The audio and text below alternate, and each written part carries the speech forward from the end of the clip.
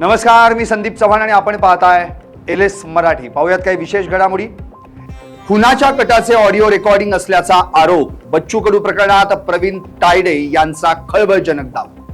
आमदार होण्यासाठी एवढी लाचारी योग्य नाही, लाचारीचं लक्षण लोकशाहीला धक्का। बावनकुळे यांचा बच्चू कडूंवर घणाघात। प्रहार संघटनेचे अध्यक्ष बच्चू कडू यांच्यावर अपघाताचा बनाव करून ठार मारण्याचा कट केल्याचा गुन्हा दाखल। अमरावती पोलिसांची माहिती, पुढील तपास सुरू। PCB NDT कायद्यात सुधारणा, उपचारासाठी 1 लाख रुपये वाढवले। लोकांना उत्तम आरोग्य सुविधा, त्यामुळे लोक समाधानी। आरोग्य मंत्री प्रकाश आंबेडकर यांचं वक्तव्य। आंध्र प्रदेशात मतदानानंतर मतांमध्ये वाढ, भाजपातील नेत्यांनी त्यांचंच बिंग फोडलं। वाढलेल्या मतांचा फायदा चंद्राबाबू यांना झाला। आंध्र प्रदेश निवडणुकीवर प्रकाश आंबेडकरांची प्रतिक्रिया। कुणी कुणाला फोन केला, कुणी कुणाला भेटलं, त्यापेक्षा आर्थिक संबंध काय, आघोरी कृत्यांमध्ये त्यांचा संबंध काय, यावर गुन्हा निश्चित। अंजली दमानी यांच्या आरोपांवर चंद्रशेखर बावनकुळेंची प्रतिक्रिया।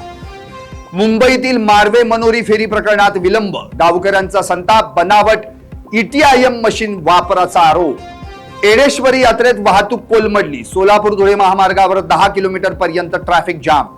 एडेश्वरी देवीच्या चैत्र पौर्णिमा यात्रेला भाविकांची गर्दी।